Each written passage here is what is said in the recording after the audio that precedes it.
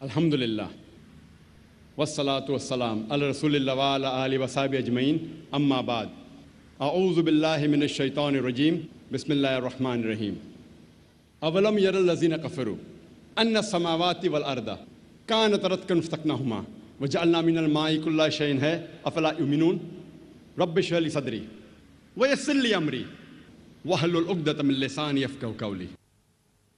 আমার গুরুজনেরা এবং আমার প্রিয় ভাই বোনেরা, সবাইকে স্বাগত জানাই ইসলামিক সম্ভাষণে। আসসালামু আলাইকুম ওয়া রাহমাতুল্লাহি ওয়া বারাকাতুহু। আল্লাহ তাআলার দয়া, শান্তি এবং রহমত আপনাদের সকলের উপরে বর্ষিত হোক। আজকের সন্ধ্যার আলোচনার বিষয় হচ্ছে কোরআন এবং আধুনিক বিজ্ঞান সুসঙ্গত নাকি অসঙ্গত। পবিত্র কোরআন হলো আল্লাহ সুবহানাহু ওয়া তাআলার সর্বশেষ এবং চূড়ান্ত বার্তা, সর্বশক্তিমান আল্লাহর, যা নাজিল করা হয়েছে সর্বশেষ এবং চূড়ান্ত নবী মুহাম্মদ সাল্লাল্লাহু আলাইহি ওয়াসাল্লামের উপরে। যদি কোনো বই দাবি করে এটা ঈশ্বরের বাণী, যদি বলে যে এটা আল্লাহ সুবহানাহু ওয়া তাআলার পক্ষ হতে এসেছে, এটাকে সময়ের পরীক্ষায় পাশ করতে হবে। আগেকার দিনে হাজার হাজার বছর আগের সময়টা ছিল অলৌকিকের, আর আলহামদুলিল্লাহ পবিত্র কোরআন হলো অলৌকিকের অলৌকিক। পরবর্তীতে হাজার বছর আগের সময়টা ছিল সাহিত্য আর কবিতার যুগ। সেই সময় কোরআন নাজিল হয়, আর আলহামদুলিল্লাহ মুসলিম এবং অমুসলিম বিশেষজ্ঞ সবাই স্বীকার করে যে পবিত্র কোরআন সবচেয়ে উত্তম আরবি সাহিত্য পৃথিবীর বুকে। আর আল্লাহ সুবহানাহু ওয়া তাআলা পবিত্র কোরআনে চ্যালেঞ্জ দিয়েছেন। সূরা বাকারা অধ্যায় 2 আয়াত 23 ও 24 বলা হয়েছে, ওয়া ইন কুনতুম ফি রাইবিম মিম্মা নাযালনা আলা আবদিনা, তোমরা যদি সন্দেহ করো যা আমি নাজিল করেছি আমার বান্দা নবী মুহাম্মদ সাল্লাল্লাহু আলাইহি সাল্লামের উপর সময়ে সময়ে, ফাতু বিসূরাতিন মিন মিসলি, তাহলে অনুরূপ একটা সূরা রচনা করো ওয়াদউ শুহাদাআকুম মিন দুনিল্লাহ ইন কুনতুম সাদিকিন, এবং সাহায্যকারী ডাকো আল্লাহ ছাড়া যে কাউকে সাক্ষী রাখো যদি তোমরা সত্যবাদী হও। ফাইন লাম তাফআলু, আর যদি তা না পারো, ওয়ালান তাফআলু, নিশ্চিত তোমরা তা পারবে না, ফাত্তাকুন নার আল্লাতী ওয়াকুদুহান নাস ওয়াল হিজারা উদ্দাতিল কাফিরিন, তাহলে ভয় করো সে আগুনকে যার জ্বালানি হবে মানুষ ও পাথর, যা সত্য প্রত্যাখ্যানকারীদের জন্য প্রস্তুত করা হয়েছে। কোরআন এখানে চ্যালেঞ্জ দিয়েছে, একটা সূরা রচনা করার চেষ্টা করো কিছুটা এর মতো করে, আর সবচেয়ে ছোট সূরা, হয়তো 3টা আয়াত, কয়েকটা শব্দ। এ পর্যন্ত কেউ এটা করতে পারেনি এবং ভবিষ্যতে ইনশাল্লাহ কেউ করতে পারবে না। আর এখন ধরেন কোনো ধর্মীয় গ্রন্থ যদি কাব্যিক ভাষায় বলে যে পৃথিবী হচ্ছে চ্যাপ্টা, আধুনিক কোনো মানুষ কি মানবে? অবশ্যই না, কারণ এখন সাহিত্য আর কবিতার যুগ না, এখন হচ্ছে বিজ্ঞান এবং প্রযুক্তির যুগ। তাই চলুন এবার দেখি পবিত্র কোরআন কি আধুনিক বিজ্ঞানের সাথে সুসঙ্গত নাকি অসঙ্গত, বর্তমানের পরীক্ষায় পাশ করে কিনা, আধুনিক বিজ্ঞানের পরীক্ষায় পাশ করে কিনা। অ্যালবার্ট আইনস্টাইনের মতে, বিখ্যাত পদার্থবিজ্ঞানী এবং নোবেল বিজয়ী, তিনি বলেছেন বিজ্ঞান ধর্ম ছাড়া পঙ্গু, আর ধর্ম বিজ্ঞান ছাড়া অন্ধ। আমি আবারও বলছি, অ্যালবার্ট আইনস্টাইন, বিখ্যাত পদার্থবিজ্ঞানী এবং নোবেল বিজয়ী, বলেছেন যে বিজ্ঞান ধর্ম ছাড়া পঙ্গু আর ধর্ম বিজ্ঞান ছাড়া অন্ধ। আমি স্মরণ করিয়ে দিচ্ছি, পবিত্র কোরআন বিজ্ঞানের কোনো বই না, SCIENCE, তবে এটা নিদর্শনের বই, SIGNS, এটা আয়াতের বই। এতে আছে 6000-এরও বেশি আয়াত, 6000-এরও বেশি নিদর্শন আছে পবিত্র কোরআনে, যেগুলোর মধ্যে 1000-এরও বেশি কথা বলে বিজ্ঞান নিয়ে। আর আজকের আলোচনার মধ্যে শুধুমাত্র প্রতিষ্ঠিত বিজ্ঞানের বিষয়গুলো নিয়েই এখানে কথা বলবো আমি। থিওরি এবং অনুমান নিয়ে কোনো কথা বলবো না, কারণ আমরা জানি যে অনেক সময় এই থিওরি এবং অনুমান ইউটার্ন নিতে পারে। জ্যোতির্বিদ্যার ক্ষেত্রে 1973 সালে নোবেল পুরস্কার পাওয়া দুজন বিজ্ঞানী, এই দুজন বিজ্ঞানী মহাবিশ্বের সৃষ্টির ব্যাপারে বর্ণনা দেন আর এটার নাম দেন বিগ ব্যাং।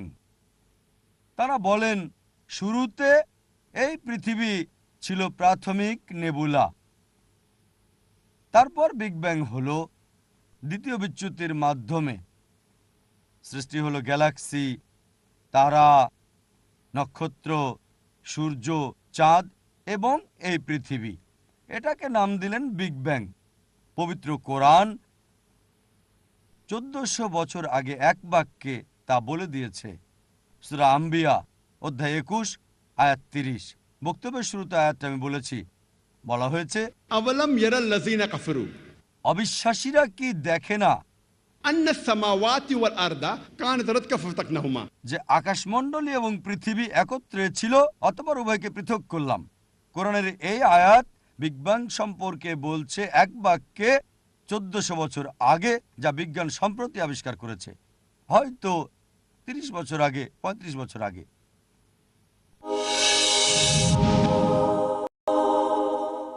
পবিত্র কোরআন বলছে সূরা ফুসিলাত অধ্যায় 41 আয়াত 11, অতঃপর তিনি আকাশের দিকে মনোনিবেশ করলেন যা ছিল ধূম্রের ন্যায়, এবং তিনি পৃথিবীকে বললেন উভয়ই আসো ইচ্ছায় অথবা অনিচ্ছায়। তারা বলল আমরা এলাম অনুগত হয়ে।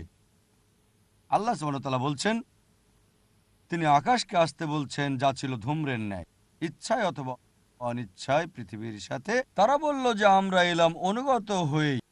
এখন বিজ্ঞানীরা আমাদের বলে যে প্রথম দিকে আকাশ সম্পর্কীয় বিষয় ছিল বায়বীয় অবস্থায়। এই আয়াতের আরবি শব্দ সূরা ফুসিলাত অধ্যায় 41 আয়াত 11 হচ্ছে দুখান। দুখান কেবল গ্যাসকেই বোঝায় না, এটা দ্বারা ধোঁয়াও বোঝায়।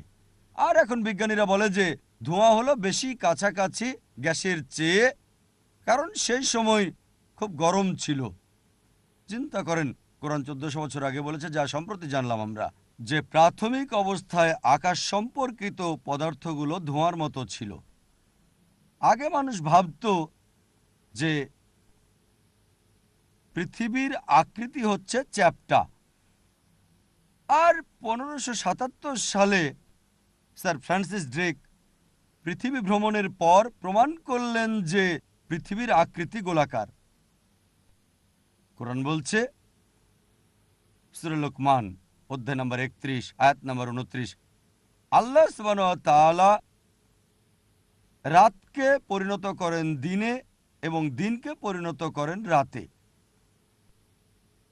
अलम तरा अन्नल्लाह युलिजुल लैला फिन नहारी व युलिजुन नहारा फिल लैली। আল্লাহ সুবহানাহু ওয়া তাআলা দিনকে পরিণত করেন রাতে এবং রাতকে পরিণত করেন দিনে।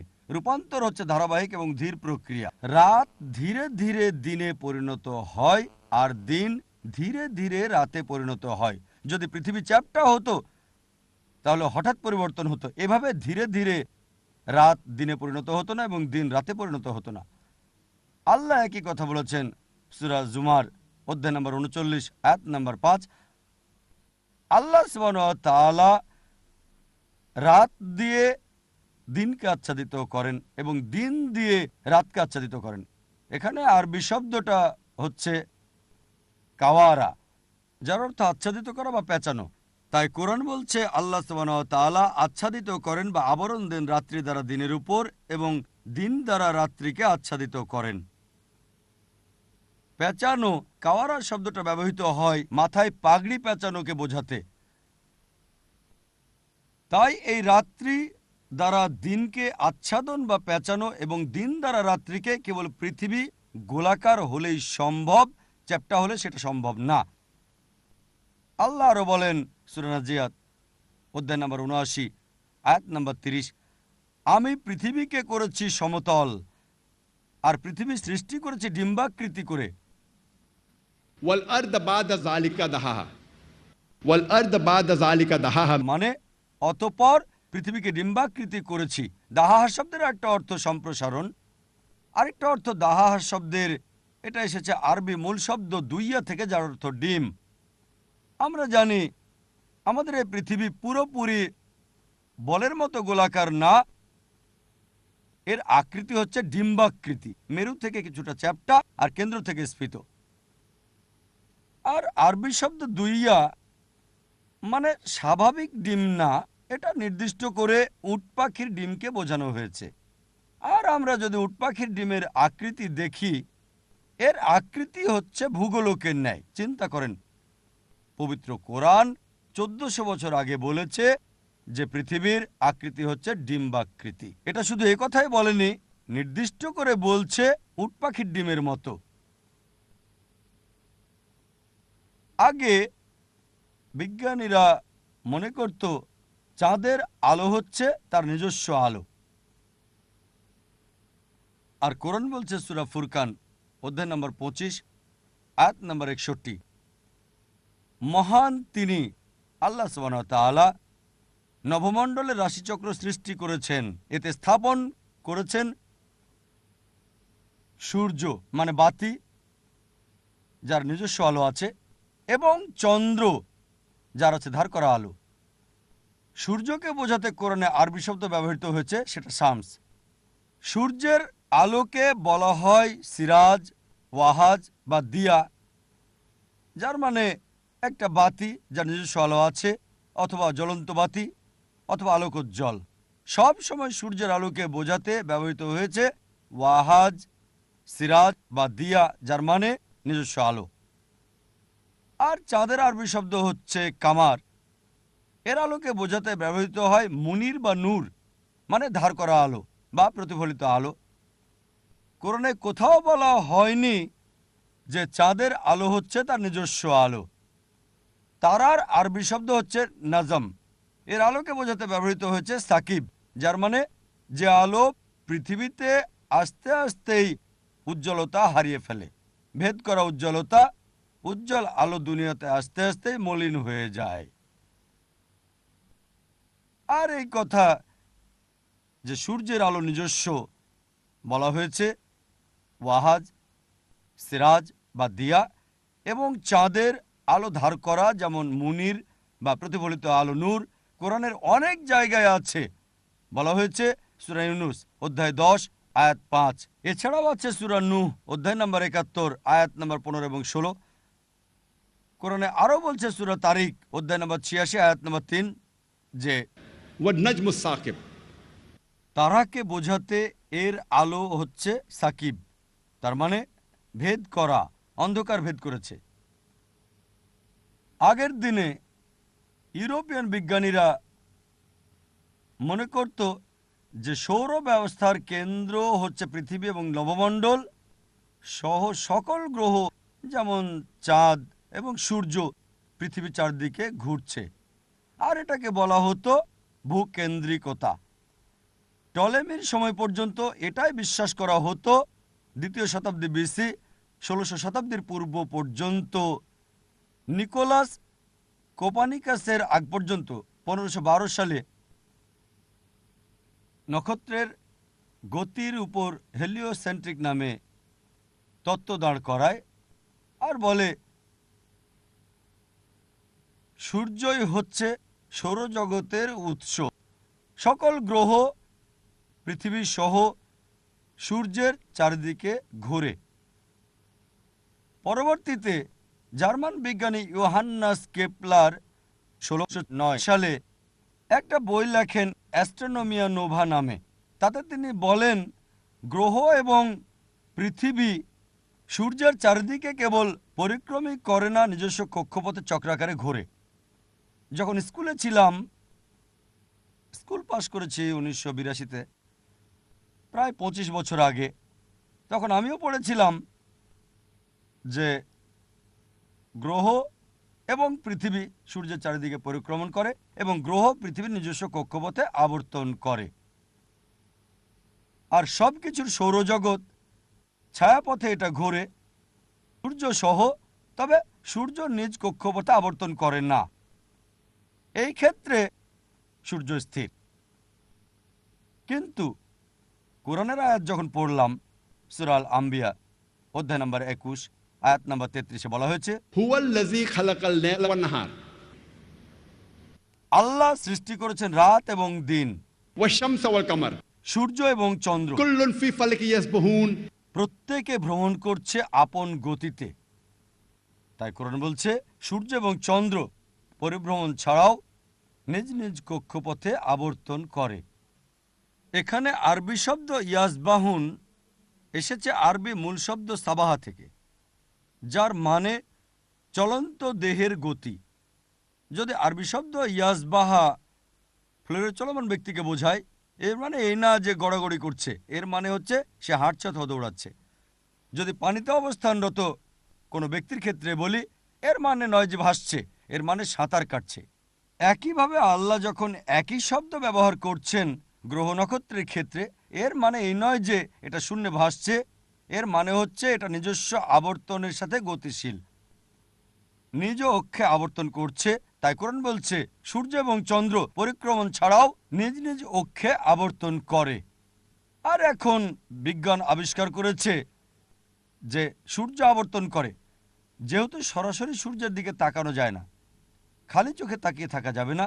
যদি কোনো যন্ত্র থাকে আর টেবিলের উপর সূর্যের ছবি থাকে, দেখবেন সূর্যের মাঝে দাগ আছে, আর প্রায় 25 দিন সময় লাগে এই দাগ একবার আবর্তন করতে। তার মানে সূর্যের প্রায় 25 দিন লাগে একবার আবর্তন করতে। চিন্তা করেন, যখন স্কুলে ছিলাম আমি শিখেছি সূর্য স্থির, নিজ অক্ষে আবর্তন করে না, আর কোরআন 1400 বছর আগে বলেছে আবর্তন করে। এখন আলহামদুলিল্লাহ অধিকাংশ স্কুলে শেখানো হয় যে সূর্য আবর্তন করে। এরপর যদি কোরআন পড়েন, এটা উল্লেখ আছে সূরা ইয়াসিন অধ্যায় নম্বর 36 আয়াত নম্বর 40, সূর্যের পক্ষে সম্ভব নয় চন্দ্রের নাগাল পাওয়া, আর রাত দিনকে অতিক্রম করতে পারে না। চন্দ্র এবং সূর্য কুল্লুন ফি ফালাকি ইয়াসবাহুন। প্রত্যেকে আপন আপন কক্ষে বিচরণ করে। এখন বিজ্ঞানীরা বলছে সূর্য এবং চন্দ্রের কক্ষপথ ভিন্ন ভিন্ন, তাই সূর্য চন্দ্রকে নাগালে পাওয়ার প্রশ্নই আসে না। কোরআন এটাই বলছে, আর বিজ্ঞান আমাদের বলছে যে নভমণ্ডলে সূর্য একটা বিশেষ নির্দিষ্ট ডিরেকশনে ঘুরছে, যাকে বলা হয় সোলার অ্যাপেক্স। হারকিউলিস তারকারাজিকেও বলা হয় আলফা লাইরি, যার গতি সেকেন্ডে 12 মাইল। আর এখন বিজ্ঞানীরা আমাদের বলে যে সূর্যের আলো আমরা পাই কেমিক্যাল রিয়াকশনের কারণে, তা শুরু হয়েছে কোটি কোটি বছর আগে। আর এক সময় এই রাসায়নিক বিক্রিয়া থেমে যাবে, তখন আর সূর্যের আলো আসবে না, আর পৃথিবীতে কোনো প্রাণের অস্তিত্বও থাকবে না। তবে বিজ্ঞানীরা বলছে এটা হতে কয়েক বিলিয়ন বছর লাগবে। কোরআন একই কথা বলছে সূরা ইয়াসিন অধ্যায় নম্বর 36 আয়াত নম্বর 38, ওয়াশ-শামসু তাজরি লিমুস্তাকারিন লাহা, যে সূর্য ভ্রমণ করে উহার নির্দিষ্ট গন্তব্যের দিকে, আর এটা নিয়ন্ত্রিত। এখানে আরবি শব্দ মুস্তাখার, যার দুটো অর্থ আছে। একটা অর্থ সময় নির্ধারিত, আরেকটা স্থান নির্ধারিত। আর এখন বিজ্ঞান বলছে যে সূর্য একটা নির্দিষ্ট স্থানের দিকে চলছে, অর্থাৎ সোলার অ্যাপেক্সের দিকে, আর একটা নির্দিষ্ট সময় পর্যন্ত থাকবে। তাই মুস্তাখারে দুটো অর্থ, নির্দিষ্ট স্থান এবং নির্ধারিত সময়, বিজ্ঞান অনুযায়ী সঠিক। চিন্তা করেন, কোরআন বলছে 1400 বছর আগে।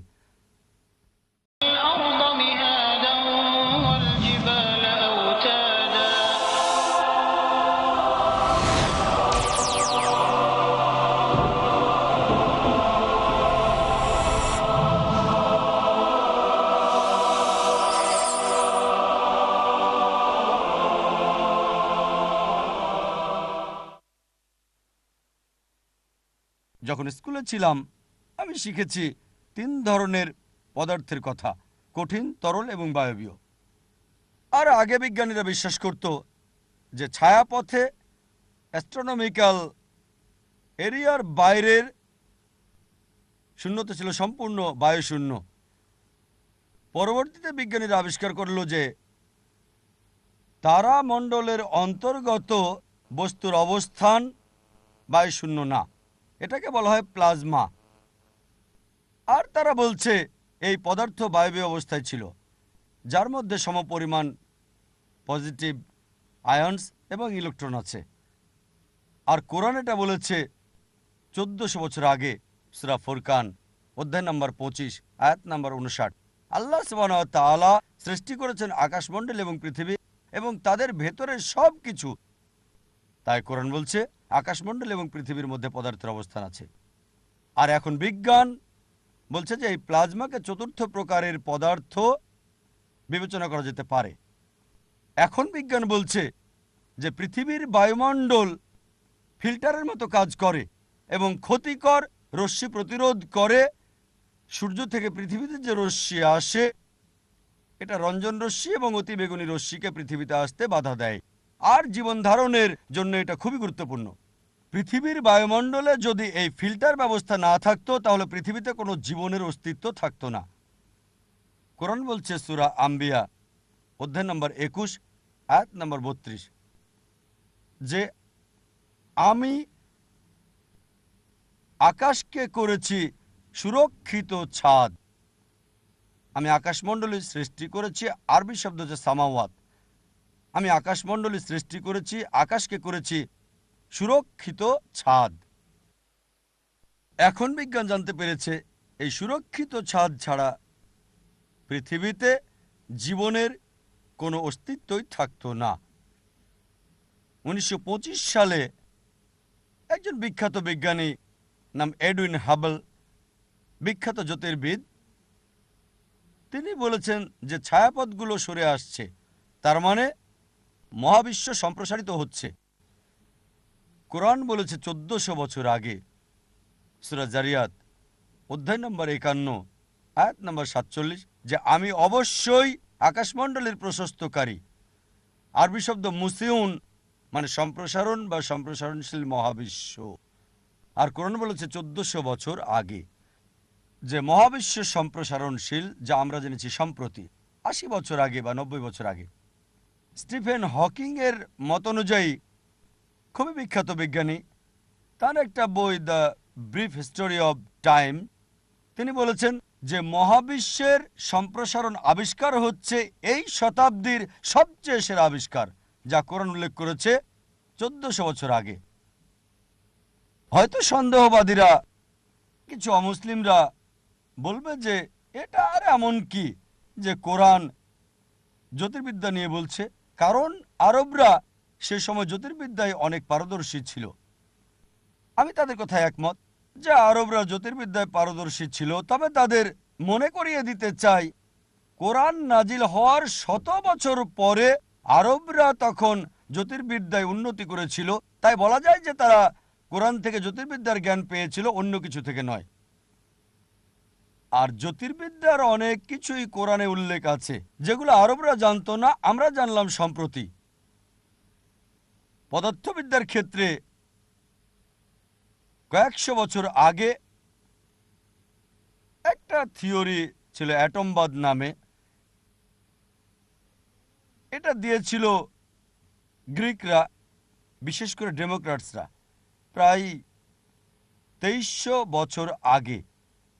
আর অ্যাটমবাদ এই থিওরি অনুযায়ী পরমাণু হচ্ছে পদার্থের সবচেয়ে ক্ষুদ্র অংশ। আর এটা আরবরাও জানতো। পরমাণুর আরবি শব্দ, আরবিতে বলা হয় জাররা। আরবরাও একমত ছিল পদার্থের ক্ষুদ্রতম অংশের ব্যাপারে, যে জাররা হচ্ছে সবচেয়ে ক্ষুদ্র। কোরআন যদি পড়েন, কোরআনও বলছে পরমাণুর ব্যাপারে। এখন বিজ্ঞান উন্নত হয়েছে, পদার্থবিদ্যার ক্ষেত্রে আমরা একমত যে পরমাণু পদার্থের ছোট্ট অংশ, আরও উপাদান এতে বিদ্যমান আছে, তবে পরমাণুকেও ভাগ করা যায়। তার মানে কি কোরআন সেকেলে? কোরআন বলছে সূরা সাবা অধ্যায় নম্বর 34 আয়াত নম্বর 3 এবং সূরা ইউনুস অধ্যায় নম্বর 10 আয়াত নম্বর 61, যে যখন তারা বলে, মানে অবিশ্বাসীরা, যে কিয়ামত কখনো আসবে না, তাদের বলো অবশ্যই তা আসবে, প্রভুর শপথ, যিনি অদৃশ্য সম্পর্কে জ্ঞাত,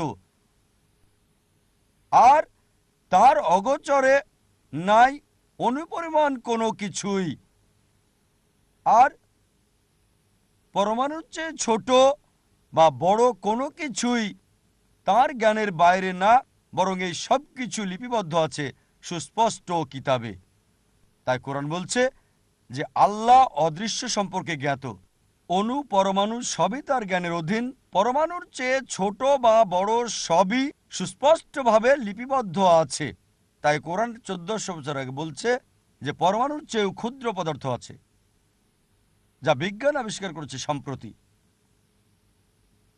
পানি বিজ্ঞানের ক্ষেত্রে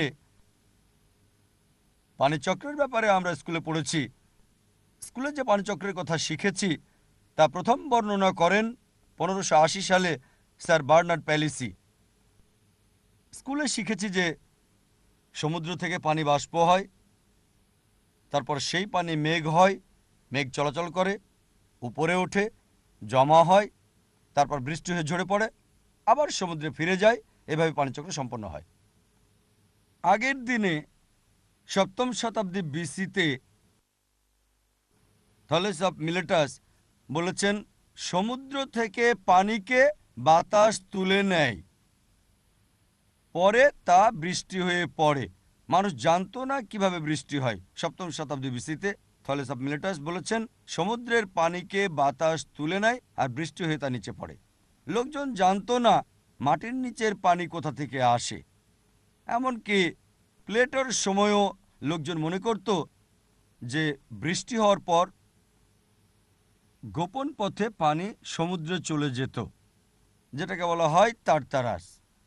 লোকজন জানতো না মাটির নিচের পানির উৎস কি, তাই তারা ভাবতো যে এই পানিতে বাতাসের চাপ যেটা পানিকে নিয়ে আসে। এমনকি 1700 শতাব্দীর পরও লোকজন এবং বিজ্ঞানী ডেসকার্টিস এমনটাই মনে করতেন। 19 শতকে লোকজন অ্যারিস্টটলের তত্ত্বে বিশ্বাস করত যে পৃথিবী থেকে পানি বাষ্প হয় এবং পর্বতে গিয়ে জমা হয়, আর এটাই পানির উৎস। এখন আমরা জানি মাটির নিচের পানির উৎস হচ্ছে বৃষ্টির পানির ক্ষরণ। আল্লাহ কোরআনে বলেন, সূরা জুমার অধ্যায় নম্বর 39 আয়াত নম্বর 21, তুমি কি দেখো না আল্লাহ সুবহানাহু ওয়া তাআলা আকাশ থেকে বৃষ্টি বর্ষণ করেন আর ভূমিতে নির্ঝররূপে প্রবাহিত করেন এবং মাটিকে উপযুক্ত করেন বিবিধ বর্ণের ফসল উৎপন্ন করার মতো করে। কোরআন বলছে সূরা রুম অধ্যায় নম্বর 30 আয়াত নম্বর 24, আল্লাহ আকাশ থেকে বৃষ্টি দেন এবং ভূমিকে এর মৃত্যুর পর পুনরুজ্জীবিত করেন। কোরআন বলছে সূরা মুমিনুন অধ্যায় নম্বর 23 আয়াত নম্বর 18, আমি আকাশ থেকে বারি বর্ষণ করি, একে আমি সংরক্ষণ করি এবং আমি অপসারিত করতে সক্ষম।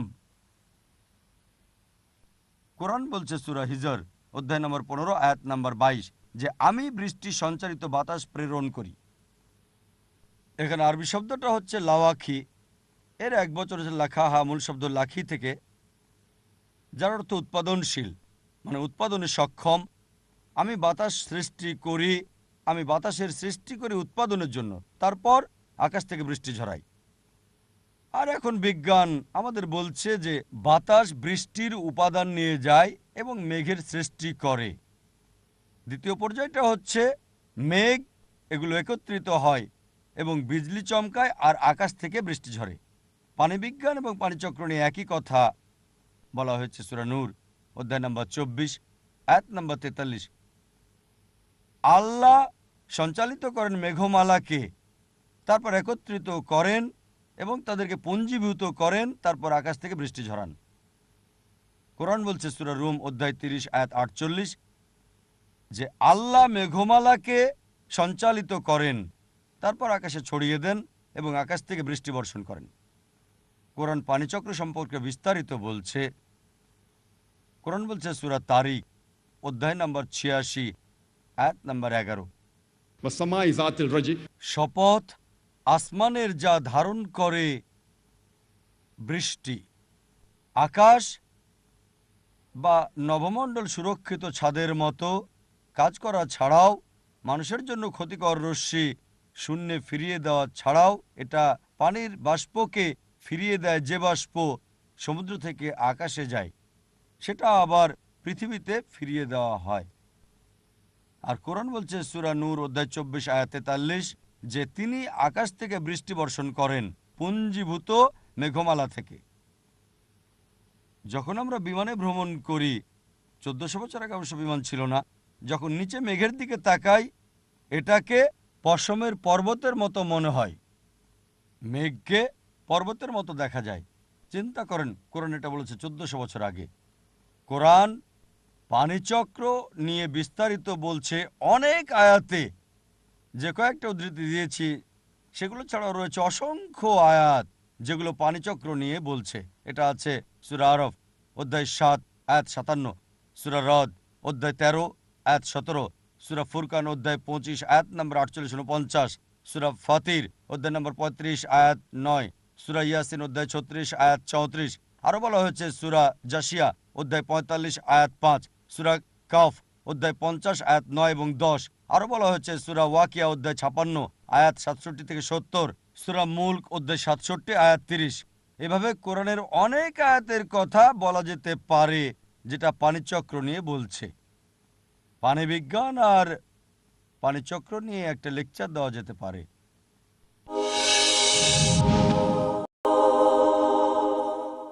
এখন ভূতত্ত্বের ক্ষেত্রে ভূতত্ত্ববিদরা আমাদের বলে যে পৃথিবীর পুরুত্ব যেখানে আমরা বাস করি প্রায় 3750 মাইল। সবচেয়ে গভীরের স্তর তরল এবং গরম, যেখানে প্রাণের অস্তিত্ব অসম্ভব। যতই উপরের দিকে আসবেন ততই শীতল অবস্থা, এবং সবচেয়ে উপরের স্তর যেখানে আমরা বসবাস করি সেটার হচ্ছে 30 মাইলেরও কম পুরুত্ব। আর ভূতত্ত্ববিদরা বলে যে আমরা যে উপরিভাগে বসবাস করি সেটা নড়াচড়া করার সম্ভাবনা আছে। এখন বিজ্ঞানীরা বলছে, তারা ভাঁজ ফেনোমেনা নিয়ে বলছে, যার কারণে পর্বতের সংখ্যা বৃদ্ধি পায়। আর এই ভাঁজ ফেনোমেনা এবং এই পর্বতের কারণে পৃথিবীর স্থিতিশীল অবস্থা। কোরআন বলছে সূরা নাবা অধ্যায় নম্বর 78 আয়াত 6 ও 7, আমি পৃথিবীকে সমতল করে সৃষ্টি করেছি والجبال أوتادا আর পর্বতসমূহকে করেছি খুঁটি। আরবি শব্দ আওতাদ মানে খুঁটি বা তাঁবুর খুঁটি। যেভাবে মাটিতে তাঁবু তৈরি করি, খুঁটি শুধু একটু অংশ দেখা যায়, বেশিরভাগ অংশই থাকে মাটির নিচের দিকে। সুতরাং কোরআন বলছে পর্বতগুলো তাঁবুর খুঁটির ন্যায়। এখন বিজ্ঞান আমাদের বলে যে পর্বতের মূল মাটির অনেক গভীরে। আমরা দেখি উপরের সামান্য অংশ যেটা অনেকটা বরফখণ্ডের মতো। বরফখণ্ডের বেশিরভাগ অংশ পানির নিচে থাকে আর সামান্য অংশ উপরে দেখা যায়। বিজ্ঞান আরও বলছে যে পর্বতগুলো শক্তভাবে প্রতীত। আর কোরআনে কথা বলেছে 1400 বছর আগে, সূরা নাজিয়াত অধ্যায় নম্বর 79 আয়াত নম্বর 32।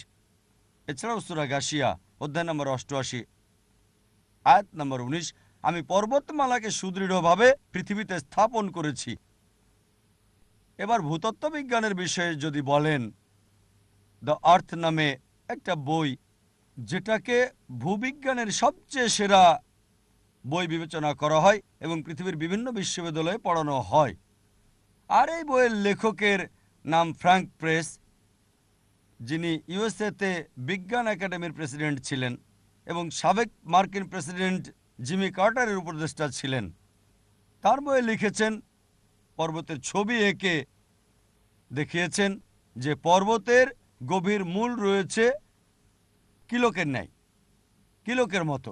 আর দেখিয়েছেন পর্বতের যে অংশ পৃথিবীর উপরে দেখা যায় সেটা খুবই সামান্য একটা অংশ আর বেশিরভাগই থাকে মাটির গভীরে। তিনি আরও লিখেছেন যে পর্বত পৃথিবীকে কম্পন থেকে রক্ষা করে থাকে। আর ঠিক এই কথাটাই কোরআন বলেছে 1400 বছর আগে সূরা আম্বিয়া অধ্যায় নম্বর 21 আয়াত নম্বর 31, এছাড়াও সূরা লোকমান অধ্যায় নম্বর 31 আয়াত নম্বর 10, যে আমি পৃথিবীতে পর্বতকে সুদৃঢ়ভাবে স্থাপন করেছি, না হলে এটা নড়াচড়া করত।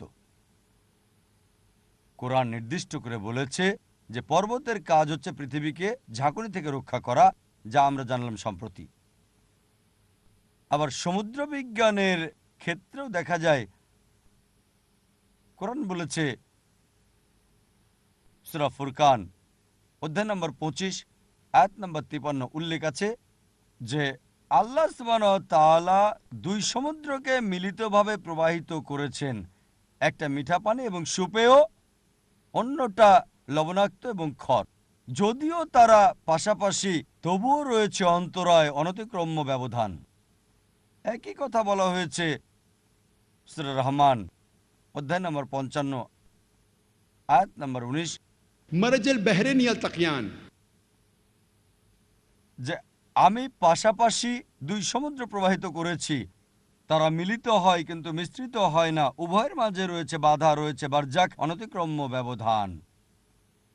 কোরআনের ব্যাখ্যাকারীরা যখন এই আয়াত বুঝতে চাইলেন, আমরা জানি যে, আর আগেও জানতো যে দুই ধরনের পানি রয়েছে, মিষ্টি এবং লবণাক্ত, কিন্তু তারা এই আয়াতটা বুঝতে পারছেন না, যেটা বলছে যে দুই ধরনের পানি আছে, মিষ্টি এবং লবণাক্ত, পাশাপাশি প্রবাহিত কিন্তু মিশ্রিত না, একটা বাধা আছে, অনতিক্রম্য ব্যবধান, বারজাক আছে। মুফাসসিরেরা, কোরআনের ব্যাখ্যাকারীগণ এটা বুঝতে পারেননি। এখন বিজ্ঞানের উন্নতি হওয়ার ফলে আমরা জানলাম যে এক ধরনের পানি এক ধরনের পানি দিয়ে প্রবাহিত হলে, মিষ্টি পানি লবণাক্ত পানি দিয়ে প্রবাহিত হলে এর উপাদান হারিয়ে প্রবাহের সাথে মিশে যায়। এই ধরনের চলমান একত্র হওয়ার প্রক্রিয়াটাকে কোরআনের মতে বলা হয় বারজাক, একটা অদৃশ্য বাধা। এটা পরীক্ষা এবং যাচাই করা হলো কোরআনের এই আয়াত প্রফেসর হেইককে দেখানোর মাধ্যমে, যিনি একজন বিখ্যাত সমুদ্র বিজ্ঞানী এবং সমুদ্র বিজ্ঞানের একজন অধ্যাপক ইউএসের কলোরাডো বিশ্ববিদ্যালয়ের। তিনি বলেছেন যা কোরআন 1400 বছর আগে বলেছে, বিজ্ঞান তা সম্প্রতি আবিষ্কার করেছে। এই বিষয়টা সরাসরি দেখতে পাবেন অন্তরীপে সাউথ আফ্রিকার কেপটাউনের দক্ষিণ অংশে, যেখানে এক ধরনের পানির উপর দিয়ে আরেক ধরনের পানি প্রবাহিত হয় আর দুই ধরনের পানির পার্থক্য ধরা পড়ে। আরেকটা কথা বলা যায়, মিশরের নীল নদের ভূমধ্য সাগর দিয়ে প্রবাহিত হওয়া সবচেয়ে ভালো উদাহরণ। উপসাগরীয় স্রোত হাজার হাজার মাইল প্রবাহিত হয়, মেক্সিকোর উপসাগর থেকে শুরু হয় আর উত্তর আমেরিকার পূর্ব দিকে যায়, সামনের দিকে যায়, তারপর পূর্ব দিকে যায় এবং ইউরোপের পশ্চিম দিকে যায়, হাজার হাজার মাইল প্রবাহিত হয়, কিন্তু তখনও তারা দুই পানি আলাদা থাকে। যদি জাহাজে করে গালফ স্রোতের দিকে যান আর তুলে আনেন বাম দিক থেকে এক বালতি পানি আর ডান দিক থেকে আরেক বালতি পানি, দেখবেন যে একটা মিষ্টি অন্যটা লবণাক্ত, এমনকি তাপমাত্রার পার্থক্য বিদ্যমান। চিন্তা করুন, কোরআন এই বিষয়ে 1400 বছর আগে বলেছে। জীববিদ্যা নিয়ে কোরআন বলছে সূরা আম্বিয়া অধ্যায় নম্বর 21 আয়াত নম্বর 30, वजअलना मिनल माइ कुल्ला शैइन है अफला युमिनून, আমি জীবন্ত সবকিছু পানি থেকে সৃষ্টি করেছি, তারপরও কি ঈমান আনবে না? চিন্তা করেন, আরবের মরুভূমিতে কোরআন বলছে জীবন্ত সবকিছু পানি থেকে সৃষ্টি করেছি। কে বিশ্বাস করত? এখন বিজ্ঞানের উন্নতিতে জানতে পেরেছি যে প্রত্যেক প্রাণীর কোষ রয়েছে, আর কোষ বেঁচে থাকে সাইটোপ্লাজমের কারণে, যার 80 ভাগই হচ্ছে পানি। এখন বিজ্ঞান আমাদের বলছে যে প্রত্যেক প্রাণীর দেহে 50 থেকে 90 ভাগ পানি আছে। কোরআন বলছে সূরা নূর অধ্যায় নম্বর 24 আয়াত নম্বর 45, আমি প্রত্যেক প্রাণীকে পানি থেকে সৃষ্টি করেছি। কোরআন বলছে সূরা ফুরকান অধ্যায় নম্বর 25 আয়াত নম্বর 54, মানুষকে আমি পানি থেকে সৃষ্টি করেছি। উদ্ভিদবিদ্যার ক্ষেত্রে আগে আমরা জানতাম না যে গাছেরও স্ত্রী পুরুষ ভাগ রয়েছে। সম্প্রতি আমরা জানলাম, সম্প্রতি মানে 100 বছর আগে, 200 বছর আগে, 300 বছর আগে, কোরআন বলছে সূরা তাহা অধ্যায় নম্বর 20 আয়াত নম্বর 53, আল্লাহ সুবহানাহু ওয়া তাআলা আকাশ থেকে বৃষ্টি ঝরান এবং তা থেকে উদ্ভিদের জোড়া উৎপন্ন করে থাকেন, একে অন্য থেকে ভিন্ন। এখানে যে শব্দটা একে অন্য থেকে ভিন্ন মানে হচ্ছে স্ত্রী এবং পুরুষ। কোরআনের এই আয়াত আরবি শব্দটা হচ্ছে আজওয়াজ, মানে স্বামী স্ত্রী, লিঙ্গ মানে স্ত্রী এবং পুরুষ। তাই কোরআন বলছে যে উদ্ভিদের মাঝেও লিঙ্গ বিদ্যমান, নারী পুরুষ। আর বিজ্ঞান আমাদের বলছে যে উদ্ভিদেও নারী পুরুষ বিদ্যমান, এমনকি সমলিঙ্গের উদ্ভিদের ক্ষেত্রেও আলাদা পুরুষ এবং মেয়েলি বৈশিষ্ট্য বিদ্যমান। কোরআন বলছে সূরা রদ অধ্যায় নম্বর 13 আয়াত নম্বর 3, আমি ফল ফলাদি সৃষ্টি করেছি জোড়ায় জোড়ায়। দুটো করে ফল ফলাদিও জোড়ায় জোড়ায় সৃষ্টি করা হয়েছে। আর এখন আমরা জানি ফলদায়ক গাছের শেষ পর্যায়ে হচ্ছে ফল, আর এই পর্যায়ের আগে থাকে ফুল, যার মধ্যে পুংকেশর ডিম্বাণু তৈরি করে স্ত্রী এবং পুরুষ। পরাগ মিশে উর্বর করে, তারপর আমরা ফল পাই পুরুষ এবং স্ত্রী বৈশিষ্ট্যের। এমনকি পার্থেনোকার্পিক ফল, সেগুলো যেমন কলা, ডুমুর, এক ধরনের আনারস, কমলা, তাদেরও আলাদা বৈশিষ্ট্য রয়েছে। এগুলো অনুর্বর ফল, অনুর্বর ফুল থেকে যে ফল হয় তাতেও আলাদা বৈশিষ্ট্য পুরুষ এবং নারী।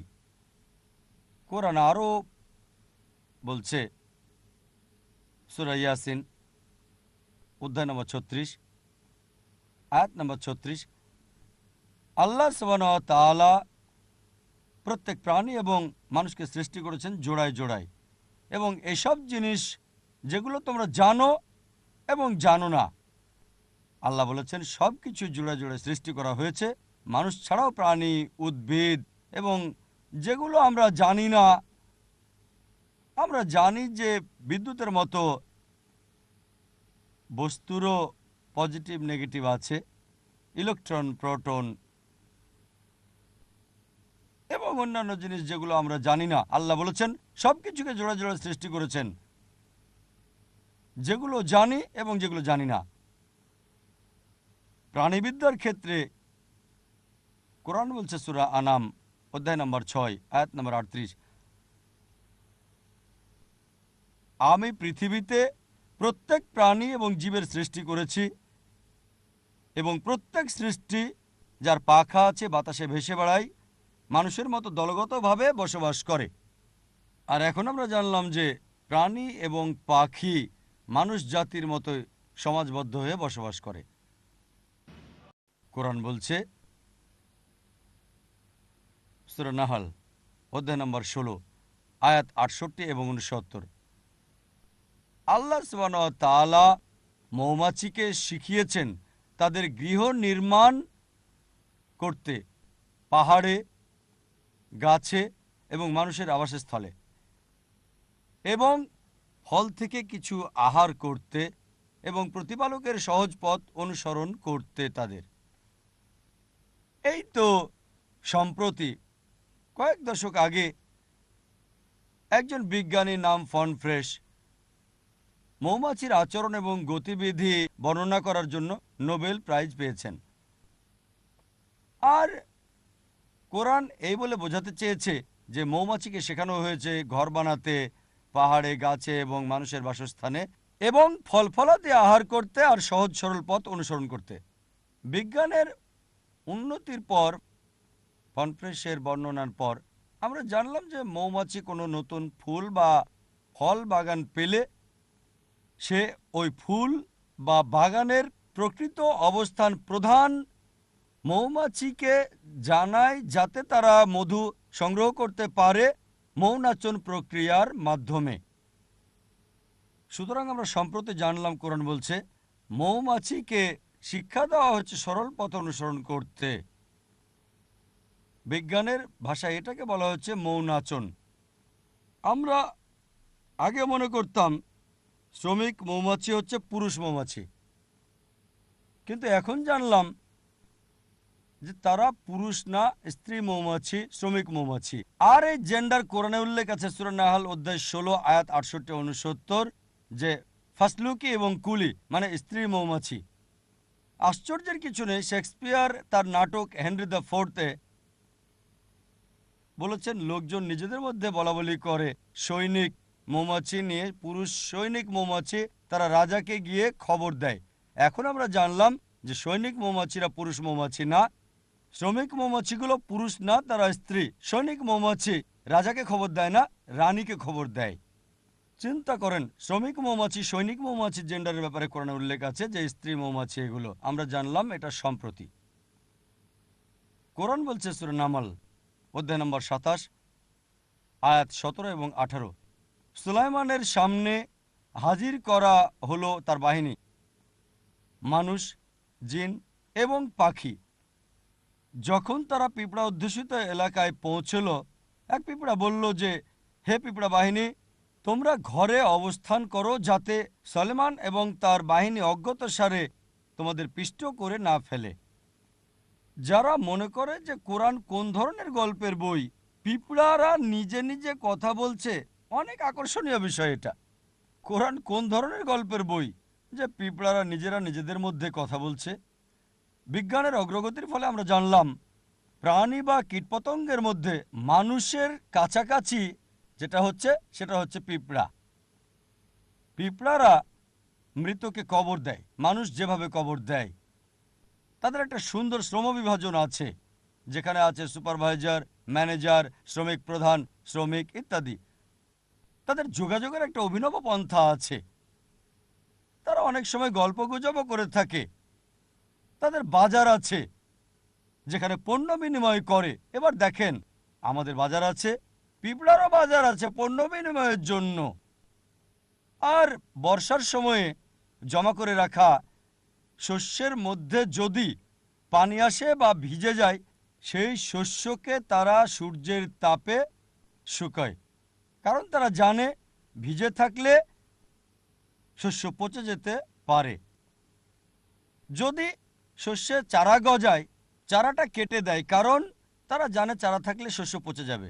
চিন্তা করেন, কোরআন পিঁপড়ার জীবন নিয়ে বলেছে 1400 বছর আগে, যা আমরা জানলাম সম্প্রতি। কোরআন বলছে সূরা আনকাবুত অধ্যায় নম্বর 29 আয়াত নম্বর 41, আল্লাহ সুবহানাহু ওয়া তাআলাকে ছাড়া যারা অন্য ইলাহ গ্রহণ করেছে তারা নিজেদের জন্য ঘর তৈরি করেছে, তাদের মাকড়সার মতো ঘর।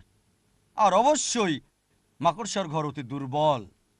এছাড়াও কোরআন বলছে যে যদি কোনো মানুষ আল্লাহকে ছাড়া অন্য কাউকে ইলাহ বলে গ্রহণ করে, তার নিজেদের ঘর তৈরি করছে মাকড়সার মতো করে। জালের কথা বলা হচ্ছে। আর মাকড়সার জাল খুবই দুর্বল, এটা আমরা জানি, জাল খুবই দুর্বল হয়। এছাড়া আমরা এখন জানি যে অনেক সময় স্ত্রী মাকড়সা পুরুষ মাকড়সাকে হত্যা করছে। মাকড়সাদের স্বামী স্ত্রীর মধ্যে সম্পর্ক অনেক খারাপ। তাই যে ব্যক্তি আল্লাহকে ছাড়া অন্য কোনো ইলাহকে গ্রহণ করেছে, তার ঘরের দুর্বল কাঠামোর কথা বলার পাশাপাশি ঘরের সম্পর্কের কথাও বলছে। শরীরবিদ্যার ক্ষেত্রে কোরআন নাজিল হওয়ার 600 বছর পরে ইবনে নাফিস রক্তের সঞ্চালন ব্যাখ্যা করেন। আর কোরআন নাজিলের 1000 বছর পর ইবনে নাফিসের 400 বছর পর উইলিয়াম হার্ভে এটাকে জনপ্রিয় করে তোলেন। তাই আমাদের পাঠ্য বইয়ে জেনেছি রক্তের সঞ্চালন প্রথম ব্যাখ্যা করেন উইলিয়াম হার্ভে। আসলে এটা ইবনে নাফিস করেছেন 400 বছর আগে। এটা মিডিয়ার কারণে হয়েছে। এখন আমরা জানি যে খাবার গ্রহণ করি এটা পেটে যায়, তারপর অন্ত্রে যায়। সংক্ষেপে বললে শরীরবিদ্যার রক্ত সঞ্চালন এবং দুগ্ধ উৎপাদন হচ্ছে খাদ্য অন্ত্রে প্রবেশ করে, খাদ্যের অবশিষ্ট উৎপাদন রক্তনালীতে প্রবেশ করে, অন্ত্রের বিশেষ থলিতে, এবং বিশেষ প্রক্রিয়ায় সেগুলো লিভারের মধ্য দিয়ে রক্তনালী দিয়ে শরীরের প্রায় সব অর্গানে প্রবেশ করে, মেমোরি গ্ল্যান্ড সহ, যেটা দুধ উৎপন্ন করে থাকে। তাই আমরা রক্ত সঞ্চালন এবং দুধ উৎপাদনের ব্যাপারে যা এখন জানলাম সংক্ষেপে, কোরআন তা বলেছে 1400 বছর আগে। সূরা নাহাল অধ্যায় নম্বর 16 আয়াত নম্বর 66 বলা হয়েছে, গবাদি পশুতে তোমাদের জন্য রয়েছে শিক্ষা। তাদের শরীরে যা আছে তা তোমাদের পান করাই, যা উৎপন্ন হয় রক্ত এবং অন্ত্রের উপাদান থেকে। দুধ তোমাদের জন্য সুস্বাদু। একই কথা বলা হয়েছে সূরা মুমিনুন অধ্যায় নম্বর 23 আয়াত নম্বর 21, যে অবশ্যই গবাদি পশুদের তোমাদের জন্য শিক্ষা রয়েছে। তোমাদের জন্য দুধ পানের ব্যবস্থা করেছি, যা সুস্বাদু এবং গবাদি পশুর দেহ থেকে তা আসে, এবং এতে অনেক উপকার রয়েছে এবং তাদের মাংস তোমরা খাও। তাই কোরআন রক্ত সঞ্চালন এবং দুধ উৎপাদনের ব্যাপারে বলেছে সংক্ষেপে 1400 বছর আগে। মেডিসিনের ক্ষেত্রে আমরা আগে জানতাম না যে মধু মৌমাছিদের পেট থেকে আসে। কোরআন বলছে সূরা নাহাল অধ্যায় নম্বর 16 আয়াত নম্বর 69, মৌমাছিদের পেট থেকে তোমাদের জন্য বিভিন্ন বর্ণের পানীয় ব্যবস্থা করেছি, যাতে মানুষের জন্য রয়েছে আরোগ্য। আমরা প্রায় 300 বছর আগে জানলাম যে মধু আসে মৌমাছিদের পেট থেকে, আর এখন আমরা জানি যে মধুতে ভিটামিন কে এবং ফ্রুক্টোজ আছে। সম্প্রতি জানলাম যে মধুতে রোগ প্রতিরোধক উপাদান আছে। আর দ্বিতীয় বিশ্বযুদ্ধে রাশিয়ান সৈন্যরা ক্ষতস্থানে মধু ব্যবহার করত, এটা কালচে হওয়া প্রতিরোধ করে বলে। আর ক্ষতস্থানে ক্ষতিগ্রস্ত টিস্যুকে মধু লাগানোর ফলে আবার নতুন করে সতেজ করা যেত। মধুর ঘনত্বের কারণে জীবাণু এবং ব্যাকটেরিয়া ক্ষতস্থানে হতে পারে না। কারো যদি বিশেষ কোনো ফসলের জমি থেকে অ্যালার্জি রোগ হয় আর সেই ফসলের মধু সংগ্রহ করে রোগীকে দিলে সে তখন আরোগ্য লাভ করতে শুরু করে। চিন্তা করেন, বিজ্ঞান যা সম্প্রতি আবিষ্কার করলো, কোরআন তা বলেছে 1400 বছর আগে যে মধুতে মানুষের রোগ মুক্তি আছে।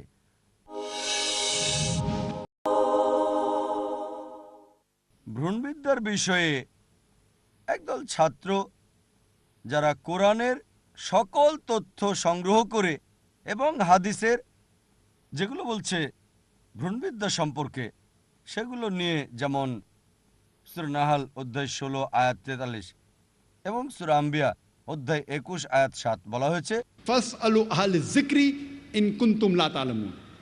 যদি তোমরা না জানো, যদি সন্দেহ থাকে, যে জানে তাকে জিজ্ঞেস করো। তাই আরবের এই ছাত্ররা কোরআনের আয়াত এবং হাদিসগুলো ভ্রূণবিদ্যা নিয়ে যেগুলো বলছে সেগুলোকে ইংরেজিতে অনুবাদ করে প্রফেসর কিতমুরের কাছে নিয়ে যান।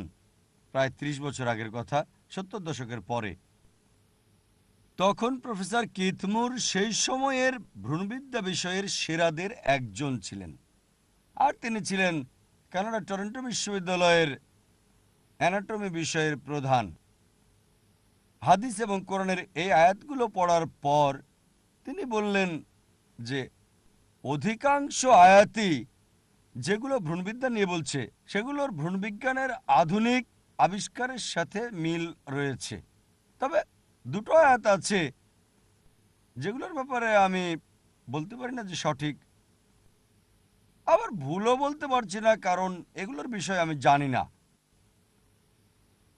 আর প্রথম দুটো আয়াত হচ্ছে কোরআন নাজিল হওয়ার সময়ের সূরা ইকরা বা সূরা আলাক অধ্যায় নম্বর 96 আয়াত 1 ও 2 বলা হয়েছে, ইকরা বিসমি রাব্বিকাল্লাযী খালাক খালাকাল ইনসানা মিন আলাক। পড়ো, আবৃত্তি করো, ঘোষণা করো তোমার প্রভুর নামে, যিনি সৃষ্টি করেছেন। সৃষ্টি করেছেন মানুষকে ঝুলে থাকা বস্তু থেকে, জোকের মতো বস্তু থেকে। তাই প্রফেসর কিতমুর বললেন, আমি জানি না মানুষের এই ভ্রূণের বিষয়ে। ভ্রূণবিদ্যা মানে মানব বিকাশ সংক্রান্ত বিদ্যা, মায়ের পেটে মানুষের প্রাথমিক অবস্থা, যেটার বিষয়ে কেউ জানতো না। তিনি বললেন, আমি জানি না ভ্রূণের প্রাথমিক পর্যায়ে মানুষের প্রাথমিক অবস্থাটা সেটা জোকের মতো দেখায় কি না। তাই তিনি গবেষণাগারে শক্তিশালী অনুবীক্ষণ যন্ত্রের সাহায্যে পর্যবেক্ষণ করলেন এবং জোকের ছবির সাথে সেটা মিলিয়ে দেখেন, আর তিনি মিল দেখে আশ্চর্য হয়ে গেলেন। পরবর্তীতে যখন তাকে ভ্রূণবিদ্যা বিষয়ে কোরআন এবং হাদিস থেকে 80টা প্রশ্ন করা হলো, তিনি বললেন, যদি এই প্রশ্নগুলো 30 বছর আগে জিজ্ঞেস করতে আমাকে, মানে 60 বছর আগের কথা বলছে, আমি অর্ধেকেরও বেশি উত্তর দিতে পারতাম না। কারণ ভ্রূণবিদ্যা মেডিসিনের নতুন শাখা সম্প্রতি উন্নত হয়েছে। আর অতিরিক্ত যে তথ্য তিনি পেয়েছেন তার বই দ্য ডেভেলপিং হিউম্যানের নতুন সংস্করণে দ্য ডেভেলপিং হিউম্যান বইটি পৃথিবীর অধিকাংশ ছাত্রদের মেডিকেল কলেজে এমবিবিএস প্রথম বর্ষে পড়ানো হয়। আর আমিও যখন মেডিকেল কলেজে প্রথম বর্ষে ছিলাম তখন আমরা শুধু পাশ করার জন্য ইন্দারবীর সিংয়ের লেখা বইটা পড়তাম। ভ্রূণবিদ্যায় বেশি নাম্বার পাওয়ার জন্য আমাদের পড়তে হতো প্রফেসর কিথ মুরের দ্য ডেভেলপিং হিউম্যান। তাই প্রফেসর কিথ মুর কোরআন এবং হাদিসের পাওয়া তথ্য তার বই ডেভেলপিং হিউম্যানের তৃতীয় সংস্করণে অন্তর্ভুক্ত করেন, যেটা একক লেখকের লেখা সেরা মেডিকেল বই হিসেবে পুরস্কার পেয়েছেন। পরবর্তীতে এই বইটি পৃথিবীর বিভিন্ন ভাষায় অনুবাদ করা হয়। আর প্রফেসর কিথমুর বললেন যে এই তথ্যগুলো কোরআনে কোনো মানুষের দেয়া নয়, কোরআনের রচনাকারী সর্বশক্তিমান আল্লাহ। আর তিনি বলেছেন যে তার কোনো সন্দেহ নেই মানতে যে নবী মুহাম্মদ সাল্লাল্লাহু আলাইহি ওয়াসাল্লাম ঈশ্বরের বার্তাবাহক। চিন্তা করেন, প্রফেসর কিথমুর একজন খ্রিস্টান। কোরআন বলছে সূরা তারিক অধ্যায় নম্বর 86 আয়াত নাম্বার 5 থেকে 7 যে মানুষ কি জানে না তাকে কি থেকে সৃষ্টি করা হয়েছে? তাকে সৃষ্টি করা হয়েছে মেরুদণ্ড এবং পঞ্জরস্থি হতে সবেগে সঞ্চালিত পানি থেকে। কোরআনে কথা বলে কি বোঝাচ্ছে? যে মানুষকে সৃষ্টি করা হয়েছে মেরুদণ্ড এবং পাঁজরের মধ্য থেকে সজরে বেরিয়ে আসা পানি থেকে। এখন বিজ্ঞান উন্নত হওয়ার ফলে আমরা জানতে পারলাম যে শিশু যখন মাতৃগর্ভে থাকে মানব দেহের প্রজনন অঙ্গগুলো সে সময় কিডনির নিকটবর্তী মেরুদণ্ড এবং একাদশ ও দ্বাদশ পাঁজরের হাড়ের মাঝের স্থান হতে বৃদ্ধি লাভ করে। পুরুষের ক্ষেত্রে প্রজনন অঙ্গ হচ্ছে শুক্রাশয় এবং মহিলার প্রজনন অঙ্গ ডিম্বাশয়, এবং পরবর্তীতে ভ্রূণাবস্থায় এগুলোর নিচের দিকে নেমে আসে। মহিলাদের ক্ষেত্রে ডিম্বাশয় শ্রেণীচক্রে পেলভিস এবং পুরুষদের ক্ষেত্রে ইঙ্গুইনাল নালীর দ্বারা অন্ডকোষে নেমে আসে। কিন্তু পরিণত বয়সে নেমে আসার পরও এই প্রজনন অঙ্গগুলো মেরুদণ্ড এবং একাদশ ও দ্বাদশ পাঁজরের হাড়ের মধ্যবর্তী স্থান থেকেই স্নায়ুর সরবরাহ গ্রহণ করে এবং রক্তের সরবরাহ পায় অ্যাওর্টা থেকে, যা মেরুদণ্ড এবং একাদশ ও দ্বাদশ পাঁজরের হাড়ের মধ্যবর্তী স্থানে অবস্থিত, এবং শিরা ও লসিফার গ্রন্থির নিঃসরণ যায় সেই স্থানেই, যা মেরুদণ্ড এবং একাদশ ও দ্বাদশ পাঁজরের হাড়ের মধ্যবর্তী স্থানে অবস্থিত। কোরআন কমপক্ষে 11 বার উল্লেখ করেছে যে মানুষকে সৃষ্টি করা হয়েছে নুতফা থেকে। এটা সূরা হজেও বলা হয়েছে অধ্যায় নম্বর 22 আয়াত নম্বর 5 এবং সূরা মুমিনুন অধ্যায় নম্বর 23 আয়াত নম্বর 13 যে মানুষকে সৃষ্টি করা হয়েছে নুতফা থেকে, যার মানে সামান্য তরল পদার্থ থেকে। কোরআন কি বোঝাতে চেয়েছে যে আমি মানুষকে সৃষ্টি করেছি সামান্য তরল থেকে?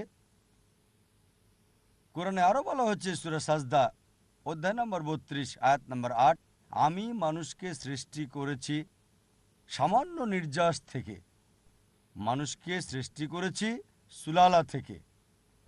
আরবি শব্দ সুলালা, এই শব্দটার আরেকটা মানে কোনো কিছুর সেরা অংশ। তাই কোরআন সামান্য পরিমাণ তরল থেকে মানুষকে সৃষ্টি করেছে বলা ছাড়াও বলছে যে আমি মানুষকে সৃষ্টি করেছি সেরা অংশ থেকে।